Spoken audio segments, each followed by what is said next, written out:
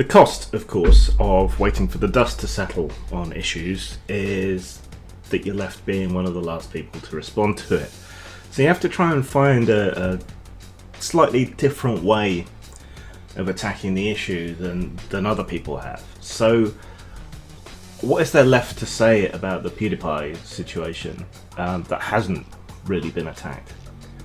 Well, I'm seeing this in a mirror of the situation that we're facing politically, in that both the media and the political left wing, or what passes for it in the States, are both on the back foot. They exist within problems of their own making that only they can fix, and both of them are refusing to even try to fix the problems, and they're doubling down on the same issues that got them where they are today. It's incredibly disheartening. I'm not going to lie. To Gamergate veterans, all of this seems horribly familiar in a lot of ways. PewDiePie and other YouTubers who comment on all sorts of things. PewDiePie's primarily a comedian. I don't find him particularly funny. That was what the scare quotes were for.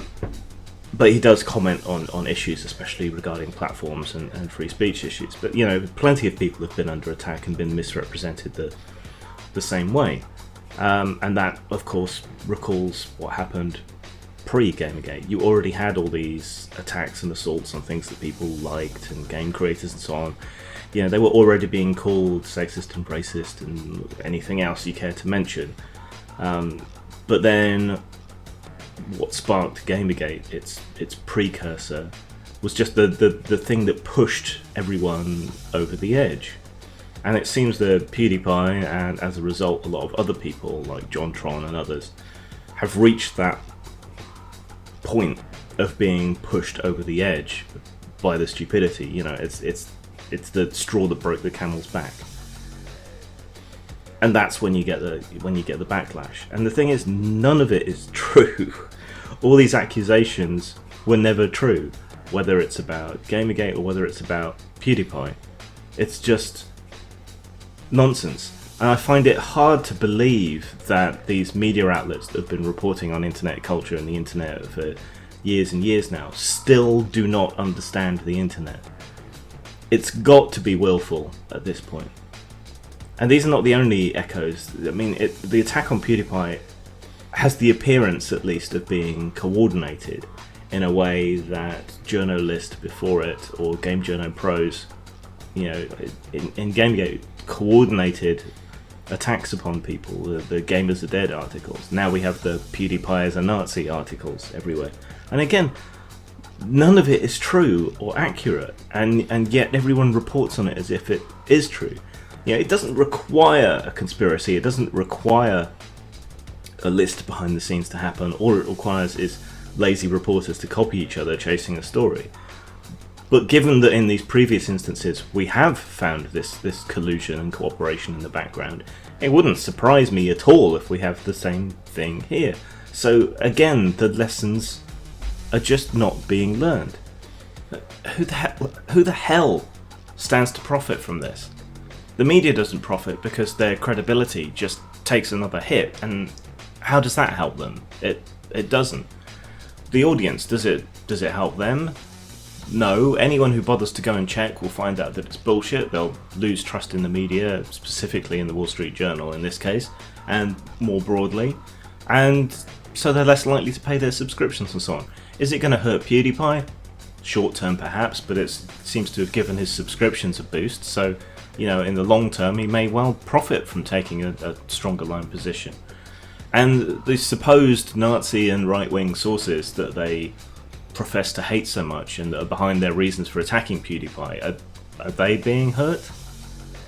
Doesn't seem like it. The Daily Stormer in particular seems to be making a great deal out of rebranding itself as the #1 PewDiePie fan site and so on. You know, they're riding the crest of this outrage, and if people look into this and find PewDiePie isn't everything that they say he is, why should they trust anyone else's opinion on Stormfront or whoever else? you're undermining your own case. When it came to Gamergate, the other thing that really happened was that the only media site that came out to start with and supported Gamergate and reported on Gamergate fairly was Breitbart, which many of you will perhaps rightly dismiss as a far-right website, if not a right-wing website, if not a far-right website, and not a reliable news source. Yet they reported reliably and accurately upon Gamergate, probably purely because they saw an opportunity to exploit things and increase and build their audience, and it worked. So, the failure of the mainstream media to report accurately allowed a website that is often incredibly biased and inaccurate to report accurately on this one thing and greatly increase their audience and help propel Milo Yiannopoulos to greater fame and fortune off the backs of people he did help. That's not to be denied, but for his own selfish reasons, which I guess is fair enough in some ways. So who stands to gain from this? Right-wing websites, far-right websites. Because mainstream media loses its credibility, and as that happens, they gain credibility, especially if they report, even if it's just on this one issue. If they report on that accurately and fairly, they stand to gain. We're living in a time when we genuinely need the media as it used to be.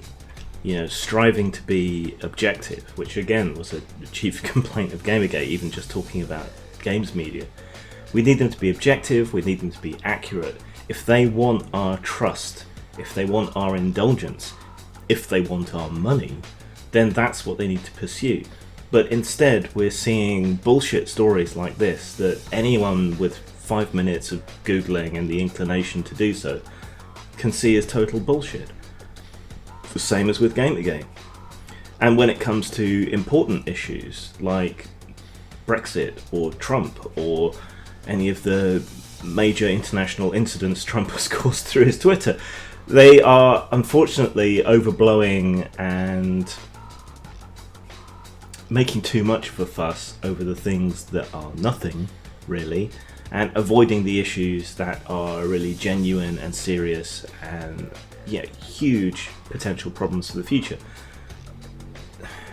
Since the chasing of sensation, the willingness to lie and to misrepresent in order to do so, these are huge issues, and we really need the media to sort itself out and get back to those things it used to do: investigative reporting, balanced reporting, not balanced fallacy reporting, but balanced reporting, objective investigation and presentation of information. We need that old media, instead of them trying to, I guess, copy and imitate the new media and failing because they just don't get it. But we need you to go back to the things that you used to be good at, and maybe you can still be. But rather than trying to, they just seem to be doubling down on the bullshit, and that will just accelerate their loss. And into that space will step the new media, new opinion creators, new investigative people, but without any kind of structural check or balance upon them. Relying on the viewers' willingness to investigate with an open mind to back up what they're saying, and that has its own dangers. The scale and the internal checks and balances and so on. The role of the old media was supposed to keep it in check and make it reliable and make it informative, and that's collapsed and failed. New media doesn't have anything similar other than the integrity of the person doing the reporting at the time. And it's the same politically as well as in the media, the same doubling down on failed ideas, the same refusal to consider, to reassess, to change tack, when that's what's needed. Instead, there's this doubling down, and that's going to doom us to the worst of all possible futures if we're not careful. It's a long, hard undertaking to regain people's trust. It requires a lot of hard work. It requires a strong ethical structure. It requires discipline. And neither the political left nor the media seems willing or maybe even able to do that. They can't admit their mistakes, so they repeat them. You know, you fucked up, son, when it came to Gamergate. You lied, you misrepresented, you continue to misrepresent, you continue to try and paint it as a right-wing movement, a precursor to the alt-right, somehow contributing to the rise of Trump and all the rest of it. So you continue to lie, you continue to misrepresent, you continue to say it was about things that it was never about, rather than understanding and analysing and seeing that it was about a different concept of equality and diversity and so on. Instead, you keep slandering it, and you keep slandering all the people involved, and they just get more and more pissed off. And now that's the case with PewDiePie and his fans. You're slandering him, you're just going to upset a whole new swathe of people. How many people follow him? How many people, watch his content? You've just pissed off and lied about not just him, but them. And what do you think the consequence of that is going to be? Make the effort. Make the effort to regain people's trust. It's a long, hard road. You've got a lot to do. But in the end, it's worth it. And in the end, it's the only thing that's going to save you. The politics or the media. Zang. Grim gave a big yawn and settled down to sleep. And of course, when Grim goes to sleep, all of his friends go to sleep too. The people on the internet were just text on a screen, the collectibles were just cheap plastic tat, and the books were just elaborate sandwiches made of wood and paper. Even Grim himself, once he was asleep, was just an old saggy goth twat, baggy and a bit loose at the seams, and nobody loved him.